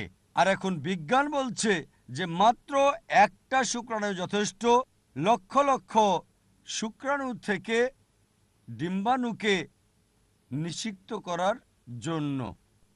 শুধু একটা, লক্ষ লক্ষ থেকে। তাই লক্ষ লক্ষ থেকে এটাকে কোরআন বলছে নুতফা সামান্য পরিমাণ এবং সুলালা সেরা অংশটা, লক্ষ লক্ষ থেকে একটা। কোরআন আবার বলছে সূরা ইনসান অধ্যায় নম্বর 76 আয়াত নম্বর 2 আমি মানব জাতিকে সৃষ্টি করেছি নুতফাতিন আমসাজ নগণ্য পরিমাণ মিলিত শুক্রবিন্দু থেকে। এখন বিজ্ঞান বলছে যে সন্তান জন্মদানের জন্য পুরুষ শুক্র এবং নারী শুক্র উভয়ই সমানভাবে দায়ী। তাই নগণ্য পরিমাণ মিশ্র শুক্রাণু এবং পুরুষ ও স্ত্রী শুক্রাণু ছাড়াও আশেপাশের তরল, অগ্রগ্রন্থিক তরল রয়েছে। আর জেনেটিকের ক্ষেত্রে এখন আমরা জানলাম যে সন্তানের লিঙ্গ নির্ধারণের জন্য দায়ী হচ্ছে বীর্য। আর বিজ্ঞান আমাদের বলছে যে মানুষের মাঝে 23 জোড়া ক্রোমোজোম সন্তানের লিঙ্গ নির্ধারণ করে থাকে। যদি XX হয় তাহলে মেয়ে সন্তান, যদি YX হয় তাহলে ছেলে সন্তান। তাই বীর্যই সন্তানের লিঙ্গ নির্ধারণ করে থাকে। যদি বীর্যের X গর্ভধারণের অংশে গ্রহণ করে তাহলে কন্যা সন্তান হবে, যদি Y গ্রহণ করে তাহলে ছেলে সন্তান হবে। আর এই কথাটাই কোরআন বলছে সূরা নাজম অধ্যায় নম্বর 53 আয়াত 45 এবং 46 যে আমি মানুষকে সৃষ্টি করেছি সামান্য তরল থেকে যা স্খলিত হয়। সামান্য তরল হচ্ছে স্খলিত এবং এটা পুরুষের শুক্র। একই কথা বলা হয়েছে সূরা কিয়ামা অধ্যায় নম্বর 75 আয়াত নম্বর 37 থেকে 39 যে আমি মানুষকে সৃষ্টি করেছি সামান্য পরিমাণ বীর্য থেকে। নুতফাতুন মিন মান ইউমনা। আমি মানুষকে সৃষ্টি করেছি নগণ্য পরিমাণ বীর্য থেকে, তারপর এটাকে জমাট বাঁধা রক্তের মতো করেছি আর নারী পুরুষ নির্ধারণ করেছি। সুতরাং কোরআন বলছে যে লিঙ্গ নির্ধারণে বীর্য দায়ী, তারা ছেলে হবে না মেয়ে হবে। আমাদের এই দেশে বিশাল ইন্ডিয়ায় কারণটা খুব ভালোভাবেই জানা আছে। ইন্ডিয়ায় সাধারণত অধিকাংশ লোকজন মেয়ের চেয়ে ছেলে সন্তান বেশি প্রত্যাশা করে থাকে। আর যদি কোনো মহিলা কন্যা সন্তানের জন্ম দেয়, দেখা যায় যে শাশুড়ি তখন সেই মৌমাছিকে দোষ দেয় যে কেন কন্যা সন্তান জন্ম দিলে। বিজ্ঞান এবং কোরআন অনুযায়ী যদি শাশুড়ি কাউকে দোষ দিতে চায়, মৌমাছিকে দোষ দিতে পারবে না, ছেলেকে দিতে হবে। কারণ সন্তানের লিঙ্গ নির্ধারণে পুরুষের বীর্য দায়ী, ছেলে না মেয়ে হবে। আসলে এটা আল্লাহ সুবহানাহু ওয়া তাআলার হাতে, তিনি এটা ছেলে বা মেয়ে করে থাকেন। কিন্তু শাশুড়ি যদি কাউকে দোষ দিতে চায় তবে ছেলেকেই দিতে হবে, কারণ ছেলে দায়ী সন্তান ছেলে মেয়ে হওয়ার জন্য। কোরআন বলছে সূরা জুমার অধ্যায় নম্বর 39 আয়াত নাম্বার 6 যে আমি মানুষকে এক এক করে স্তরে সৃষ্টি করেছি, 3টি অন্ধকার স্তরে। প্রফেসর কিথ মুর এ ব্যাপারে বলেছেন যে কোরআনের এই আয়াত যেটা অন্ধকারের 3টি পর্যায়ের কথা বলছে সেটা এন্টেরিয়ার অ্যাবডোমিনাল ওয়াল, ইউটেরিন ওয়াল এবং অ্যামনিওক্লোরিনিক মেমব্রেন, যে মানুষকে 3টি অন্ধকার স্তরে সৃষ্টি করা হয়েছে। কোরআন ভ্রূণের বিভিন্ন স্তরের কথা বিস্তারিত বলছে। কোরআন বলছে সূরা মুমিনুন অধ্যায় নম্বর 23 আয়াত 12 থেকে 14 যে আমি মানুষকে সৃষ্টি করেছি মাটির নির্যাস থেকে, তারপর এটাকে রূপান্তর করি লুৎফায়, সামান্য তরল পদার্থে। তারপর এই লুৎফাকে আলাকে রূপান্তর করি, জোকের মতো কোনো বস্তু। তারপর আলাকাকে রূপান্তর করি মুদগায়, একটা চর্বিত দলার মতো। তারপর মুদগাকে অস্থি পাঞ্জরে করি, তারপর অস্থিকে চামড়া দ্বারা ঢেকে দিই, মানে গোস্ত। তারপর গড়ে তুলি ভিন্ন সৃষ্টিরূপে। মহান আল্লাহ কতই না উত্তম স্রষ্টা। কোরআনের এই 3 আয়াত মাতৃগর্ভে ভ্রূণের প্রাথমিক অবস্থার বিভিন্ন স্তরের কথা একেবারে বিস্তারিতভাবে বর্ণনা করেছে। প্রথমে বলছে আমি নুতফা থেকে সৃষ্টি করেছি, যা আলোচনা করলাম, সামান্য পরিমাণ তরল। তারপর নুতফাকে আলাকায় রূপান্তর, তার মানে জোকের মতো বস্তু, যা আগে বললাম আমি। আর আরবি শব্দ আলাকা এর 3টি অর্থ আছে। একটা হচ্ছে জোকের মতো বস্তু, আরেকটা অর্থ হচ্ছে ঝুলে থাকা, আর তৃতীয় অর্থ হচ্ছে জমাট বাঁধা রক্ত। জোকের মতো দেখা যাওয়া ছাড়াও এই ভ্রূণ প্রাথমিক পর্যায়ে জোকের মতো আচরণ করে, রক্তচোষকের মতো আচরণ করে থাকে। গর্ভপাত্রের মাধ্যমে মায়ের কাছ থেকে পুষ্টি পেয়ে থাকে, রক্তচোষকের ন্যায় কাজ করে থাকে। শুধু দেখতে জোকের মতো না, জোকের মতো কাজও করে। দ্বিতীয় অর্থ কোনো কিছু ঝুলে থাকা। আমরা জানি যে ভ্রূণ ইউটেরিন ওয়ালে ঝুলে থাকে। 9 মাস যাবৎ ভ্রূণ মাতৃগর্ভে ইউটেরিন ওয়ালে ঝুলে থাকে। আর তৃতীয় অর্থ হচ্ছে আলাকা, জমাট বাঁধা রক্ত। এখন বিজ্ঞান আমাদের বলে যে প্রাথমিক পর্যায়ে রক্ত সঞ্চালন করে না, নালীতে রক্ত জমা হয়, সেটাকে জমাট বাঁধা রক্তের মতো দেখায়। তাই আলাকার এই তিনটি অর্থই আলহামদুলিল্লাহ বিজ্ঞান এখন বলছে যে ভ্রূণবিদ্যার সর্বশেষ আবিষ্কারের সাথে সম্পূর্ণ মিল আছে। এতে আরো বলা হয়েছে একে স্থাপন করেছি কারারে মাকিনে, নিরাপদ স্থানে। আর এখন আমরা জানলাম যে ভ্রূণকে সংরক্ষণ করা হয় বাহির থেকে মেরুদণ্ডের সাহায্যে, মানে পেছনের হাড় দ্বারা এবং বাইরের পেশি দ্বারা, আর ভেতরের দিক থেকে সংরক্ষণ করে ইন্টেরিয়র অ্যাবডোমিনাল ওয়াল, অ্যামনিওক্লোরিনিক মেমব্রেন এবং অ্যামনিওটিক তরল দ্বারা।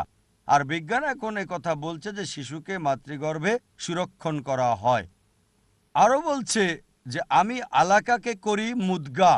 মুদগা মানে চিবানো বস্তুর মতো। তাই প্রফেসর কিথমুর একটা প্লাস্টার সিল নিয়ে জোকের মতো করে বানালেন, ভ্রূণের প্রাথমিক অবস্থা করলেন, তারপর দাঁতে কামড় দিলেন যে মুদগার মতো চিবানো বস্তুর মতো দেখা যায় কিনা। আর এতে তিনি দেখলেন দাঁতের চিহ্ন, যেখান থেকে নার্ভ ডেভেলপ করে সেই স্থানটা। তারপর কোরআন আরো বলছে আমি মুদগাকে ইজামা করেছি, মানে হাড়। তারপর হাড়কে ঢেকে দিয়েছি চামড়া দিয়ে, মানে গোস্ত। তারপর ভিন্ন আঙ্গিকে সৃষ্টি করেছি, আমি ভিন্ন আঙ্গিকে সৃষ্টি করেছি। এটা দ্বারা কোরআন কি বুঝিয়েছে? এ পর্যন্ত মুদগা, ইজামা, লাহম, চর্বিত বস্তু, হাড়, গোস্ত, এই পর্যায়গুলো বিজ্ঞান আমাদের বলছে মানব বিকাশের প্রাথমিক পর্যায়। আর অন্যান্য প্রাণী যেমন মাছ, খরগোশ এবং অন্যান্য অনেক প্রাণী একই রকম, কেবলমাত্র মানুষের দেখার ক্ষেত্রে পার্থক্য, যেমন মানুষের একটা মাথা, হাত, পা ইত্যাদি। তাই কোরআন বলছে যে ভিন্ন ভিন্ন আঙ্গিকে সৃষ্টি করেছি। আল্লাহ কতই না মহান, উত্তম স্রষ্টা।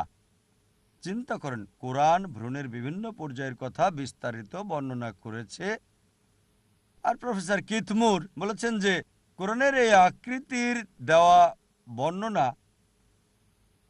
আলাকা জোকের মতো বস্তু, মুদগা চিবানো বস্তু, ইজমা হাড়, লাহম গোস্ত, আধুনিক ভ্রূণবিদ্যার দেওয়া বর্ণনার চেয়ে অনেক বেশি ভালো।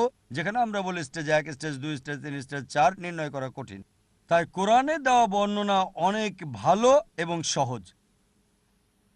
আগে বিজ্ঞানীরা ভাবত 16 এবং 17 শতাব্দীর দিকে, যেমন ফ্লাওয়ার ম্যাডাম, তারা মনে করত যে বীর্য ছোট সাইজের মানুষ বহন করে। ছোট আকৃতির মানুষ আছে, বীর্যের প্রধান অংশ তা বহন করে, তারপর এটা মাতৃগর্ভে বড় হয়। পরবর্তীতে যখন তারা জানল যে ডিম্বাণুর আকৃতি স্পার্ম ডি গ্রাফির চেয়ে বড়, তিনি বললেন যে মানুষের সৃষ্টি ডিম্বাণু থেকে, বীর্য থেকে নয়। পরবর্তীতে 1800 শতাব্দীতে মাওপাটুইস বাই প্যারেন্টাল থিওরি দেন যে ডিম্বাণু এবং বীর্য মানুষের সৃষ্টিতে উভয়ই দায়ী। এগুলো গর্ভধারণ করে থাকে, জাইগট তৈরি করে থাকে, যা কোরআন বলেছে বিস্তারিত। এরপর কোরআন বলছে সূরা হজ অধ্যায় নম্বর 22 আয়াত নম্বর 5, আমি মানুষকে সৃষ্টি করেছি সামান্য মাটি থেকে, তারপর আলাকা, তারপর মুদগায়, তারপর পূর্ণাঙ্গ করি বা অপূর্ণাঙ্গ রাখি। কোরআনের এই আয়াত নিয়ে যাওয়া হয়েছিল ডাক্তার মার্শাল জনসনের কাছে, যিনি অ্যানাটমি বিভাগের প্রধান, Daniel Institute, sir Thomas Jefferson University, USA, Philadelphia. এখন বিজ্ঞানের কল্যাণে জানতে পারলাম যে যদি এই পর্যায়ে ভ্রূণ কেটে ফেলা হয় এবং অর্গানগুলোকে পর্যবেক্ষণ করা হয়, আমরা দেখি কিছু অর্গান সংগঠিত আর কিছু অসংগঠিত। তাই প্রফেসর মার্শাল জনসন বলেন, যদি আমরা ভ্রূণের এই সম্পূর্ণ সৃষ্টি ধরি সেটা ভুল হবে, কারণ কিছু অর্গান সংগঠিত না। যদি এটাকে অসম্পূর্ণ সৃষ্টি বলি সেটাও ভুল হবে, কারণ কিছু অর্গান সংগঠিত। তাই কোরআনে দেওয়া বর্ণনার চেয়ে ভালো বর্ণনা নাই। কোরআন বলছে কিছু সম্পূর্ণ, কিছু অসম্পূর্ণ আরবিতে, আর এটাকে গোছালো এবং অগোছালো বলা যেতে পারে। আর প্রফেসর মার্শাল জনসন বলেছেন যে এই প্রক্রিয়ায় কিছু কোষ গোছালো আর কিছু কোষ অগোছালো। এছাড়া কোরআনে বলা হয়েছে সূরা সাজদা অধ্যায় নম্বর 32 আয়াত নম্বর 9 যে আমি দিয়েছি মানুষকে কর্ণ এবং শ্রবণ শক্তি। আরও বলা হয়েছে সূরা ইনসান অধ্যায় নম্বর 76 আয়াত নম্বর 2 আমি মানুষকে দিয়েছি শ্রবণ, শক্তি, দৃষ্টি এবং অন্তর। তাই কোরআন প্রথমে শ্রবণের কথা বলছে, তারপর দৃষ্টির কথা। আর বিজ্ঞান আমাদের বলে যে মানুষের প্রথম যে বিষয় উন্নতি করে তা হলো শ্রবণ শক্তি। 22 দিনের মধ্যে কর্ণের সৃষ্টি হয় আর গর্ভধারণের 5 মাসের মধ্যে এটা পূর্ণ হয়ে যায়। তারপর চোখের সৃষ্টি, আর সেটা গর্ভধারণের 7 মাসের মধ্যে হয়। তাই কোরআন বিজ্ঞানের সাথে সম্পূর্ণ মিল। প্রথমে আসে শ্রবণ শক্তি, পরে আসে দৃষ্টিশক্তি। একটা পরীক্ষা চালানো হয়েছিল। একজন মহিলা যে ছিল একজন টাইপিস্ট, আর সে একটা শিশু জন্ম দিল। সেই মহিলা ছিল একজন টাইপিস্ট, আর ওই টাইপিস্টের বাচ্চার সাথে আরও 9টা শিশুকে রাখা হয়েছিল যাদের মায়েরা টাইপিস্ট ছিল না। আর যখন টাইপরাইটিংয়ে শব্দ করা হলো, সব শিশুই কেঁদে উঠল টাইপিস্ট মহিলার বাচ্চাটি বাদে। কারণ টাইপিস্ট মহিলার বাচ্চাটা মায়ের পেট থেকে টাইপের শব্দ শুনে অভ্যস্ত ছিল। যেহেতু অভ্যস্ত ছিল, সে কাঁদেনি। আর অনেক হাদিসই বলছে যে গর্ভবতীদের কোরআন পড়া উচিত। এখন বিজ্ঞান নিশ্চিত করছে যে মা গর্ভবতী হলে গর্ভবতী নারী যা দেখে, যা শোনে, যা করে, তার একটা প্রভাব সন্তানের উপর পড়ে। আমার আলোচনা শেষ করার আগে শুধু দুটো জিনিস বলবো। কোরআন বলছে সূরা কিয়ামা অধ্যায় নম্বর 75 আয়াত 3 এবং 4, যেখানে অবিশ্বাসীরা বলছে যে আমাদের মৃত্যুর পর, যখন মৃত্যুর পর মানুষকে কবর দেওয়া হয়, হাড়গুলো বিচ্ছিন্ন হয়ে যায়, কিভাবে আল্লাহ সুবহানাহু ওয়া তাআলা সর্বশক্তিমান ঈশ্বর বিচারের দিনে আমাদেরকে একত্রিত করবেন? তাই আল্লাহ সুবহানাহু ওয়া তাআলা উত্তর দিয়েছেন, তাদের বলো, আল্লাহ কেবল হাড়গুলোকে একত্রিত করবেন না, তিনি পুনরায় সাজাবেন যথাযথভাবে তোমাদের আঙ্গুলের ছাপকেও। কোরআন কি বোঝাতে চেয়েছে? এই বলে যে সর্বশক্তিমান ঈশ্বর বিচারের দিনে শুধু হাড়গুলোকেই পুনর্গঠন করবেন না, তিনি যথাযথভাবে আঙ্গুলের ছাপকেও পুনর্গঠন করবেন। 1880 সালে স্যার ফ্রান্সিস গোল্ড আঙ্গুলের ছাপ পদ্ধতি আবিষ্কার করেন আর বলেন, দ্বিতীয় কোনো ছাপ নেই, লক্ষ লক্ষ মানুষ হলেও আলাদা করা যাবে। এখন মানুষ আঙ্গুলের ছাপ পদ্ধতি ব্যবহার করছে, বিশেষ করে পুলিশ, FBI, CIA, CID অপরাধীকে শনাক্ত করার জন্য। এই আঙ্গুলের ছাপ পদ্ধতি আমরা জানলাম 1880 সালে। সর্বশক্তিমান আল্লাহ কোরআনে বলেছেন 1400 বছর আগে। তিনি কেবল হাড়গুলোকেই পুনর্গঠন করবেন না, তিনি আঙ্গুলের ছাপগুলোকেও যথাযথভাবে পুনর্গঠন করবেন। আমার আলোচনা শেষ করব প্রফেসর তাগাদা তেজাসানের উদাহরণ দিয়ে। প্রফেসর তাগাদা তেজাসান হলেন অ্যানাটমি বিভাগের প্রধান, সাংহাই ইউনিভার্সিটি, থাইল্যান্ড। আর ব্যথা অনুভবের উপর তিনি দীর্ঘ সময় গবেষণা চালিয়েছেন। আমরা ডাক্তাররা বা আগে সবাই জানতাম যে ব্যথা অনুভব হয় ব্রেনের কারণে। সম্প্রতি আমরা জানলাম যে ব্রেন ছাড়াও চামড়ায় কিছু রিসেপ্টর আছে, যেগুলোকে পেইন রিসেপ্টর বলা হয়, এবং এগুলোর কারণেও ব্যথা অনুভূত হয়। পেইন রিসেপ্টর না থাকলে মানুষের ব্যথা অনুভূত হতো না। এই কারণেই যখন পুড়ে যাওয়া কোনো রোগী ডাক্তারের কাছে আসে, ডাক্তার একটা পিন নিয়ে পোড়া অংশে খোঁচা দেয়।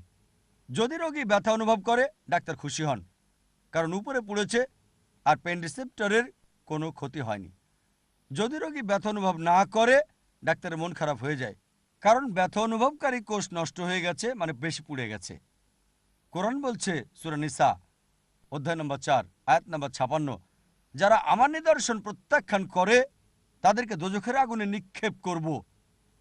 যখন তাদের চামড়া পুড়ে যাবে, তাতে আমি নতুন চামড়া দিব, যাতে তারা ব্যথা অনুভব করে। কোরআন কি বোঝাতে চেয়েছে? এই বলে যে যারা আমার নিদর্শন অস্বীকার করবে তাদের দোজখের আগুনে নিক্ষেপ করব। তাদের চামড়া পুড়ে গেলে নতুন চামড়া লাগিয়ে দেব, যাতে তারা ব্যথা অনুভব করে। তার মানে চামড়ায় কিছু রয়েছে যার কারণে ব্যথা অনুভূত হয়। আর এখন বিজ্ঞান এবং মেডিকেল ডাক্তাররা আবিষ্কার করেছে যে চামড়াতে পেইন রিসেপ্টর আছে, যার কারণে আমরা ব্যথা অনুভব করে থাকি।